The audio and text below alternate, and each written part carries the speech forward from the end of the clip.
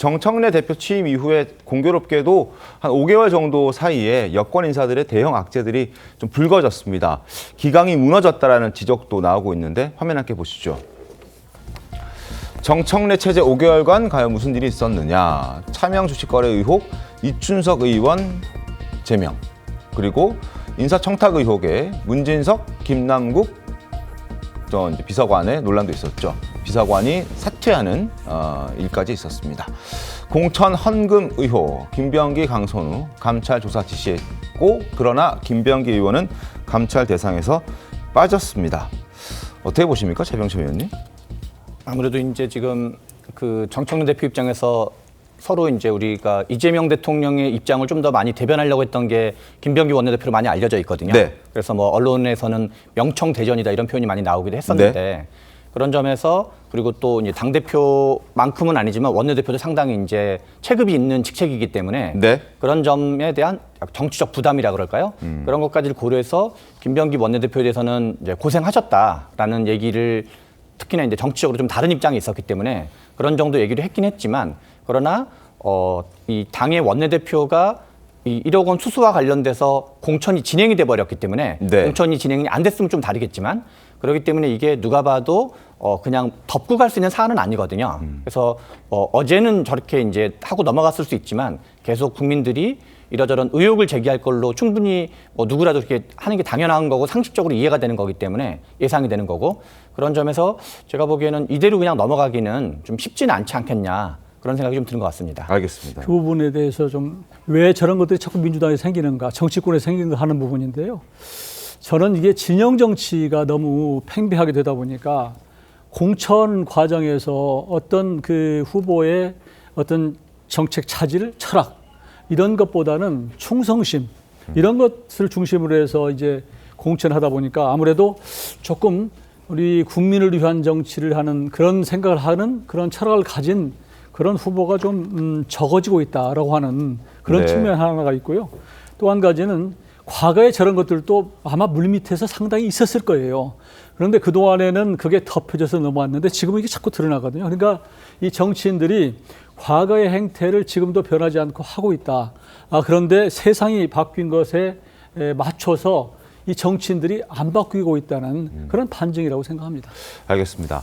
김병기 전 원내대표, 이제 원내대표 측에서는 물러났지만 그래도 김병기 전 원내대표를 둘러싼 특혜라든지 뭐 갑질 의혹 등은 계속해서 폭로가 되고 있고, 뭐 수사를 받아야 될 사안들도 굉장히 많다라는 지적이 나오고 있습니다. 그리고 김병기 전 원내대표 역시 이 문제와 관련해서는 시시비비를 꼭 가리겠다라고 이야기를 했습니다. 어제 김 전 원내대표 얘기 좀 더 들어보겠습니다. 하나의 의혹이 확대 증폭되어 사실처럼 소비되고 진실에 대한 관심보다 흥미와 공방의 소재로만 활용되는 현실을 인정하기 어려웠습니다. 이 결정은 제 책임을 회피하고 덜어내는 것이 아니라 시시비비를 가린 후 더 큰 책임을 감당하겠다는 저의 의지입니다. 지난 2주 동안 김병기 전 원내대표를 둘러싼 여러 의혹들은 10가지가 넘습니다. 화면 함께 보시죠. 쿠팡 인사 개입 의혹, 강선우 금품 수수 묵인했다는 의혹, 배우자의 업무 추진비 유용 은폐 의혹, 그리고 배우자와 관련된 부분, 장남 며느리, 그리고 차남과 관련된 여러 부분들, 온 가족이 지금 수사를 받게 생겼다.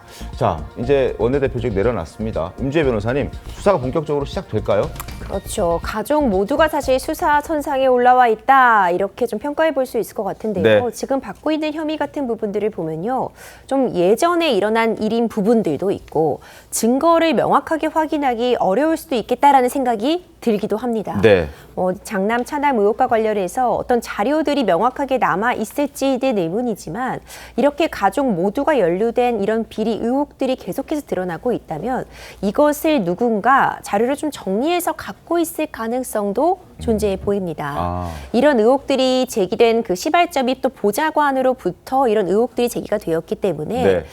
가족과 관련된 부분들 이런 걸 부탁한다거나 실제로 그 부탁이 이루어진 정황들이 문자나 대화 등에 남아 있다면 이런 의혹들에 대한 입증도 불가능할 것은 아니라고 보고요. 억울한 부분이 있다면 사실무근이라는 점을 이제 수사기관에서 김병기 의원이 정확하게 밝힐 시점이 아닌가 생각이 됩니다. 알겠습니다. 특히 김병기 의원의 아내 업무 추진비 유용 의혹과 관련해서는 김병기 의원은 경찰이 내사로 종결했다 하지만 경찰의 수사 기록을 보면 당시에는 CCTV 확인이 안 됐다라는 얘기도 있습니다.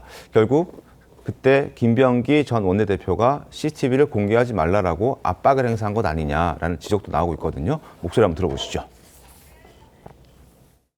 우리 한 사람이 일부 직접 쓴 게 있더라고. 일부 이렇게 쓴 게 있어, 카드를. 김병기 의원실인데요. 그래도 뭐 CCTV 이런 거 뭐 이렇게 얘기 나오고 그러면 절대 보여주지 마셔라. 자, 김병기 의원의 목소리입니다. 우리 안 사람이 직접 쓴 게 있다. 그리고 뭐 혹시라도 CCTV 이런 거 얘기 나오면 보여주지 마라라고 그 식당이나 이런 데 가서 얘기를 좀 해달라라는 얘기. 임재 변호사님, 이것도 어떤 증거로 활용될 수 있는 것 아닌가요? 중요한 증거가 될 수 있습니다. 김병기 의원 본인이 이야기를 하고 있는 내용이고요. 네. 특히 CCTV 같은 거 보여주지 말라고 하라라는 부분은 증거 인멸이 될 그럴 소지가 다분해 보이기 때문에 이번 사안 같은 경우는 좀 특이한 부분이요. 김병기 의원이 목소리가 들어있는 이런 녹취록들이 계속 공개가 되고 있습니다. 네. 가장 강력한 증거로서 평가가 될 수 있을 것 같고 이런 녹취가 있다면 추가 녹취가 공개될 가능성도 조심스럽지만 전 좀 점쳐보고 있습니다.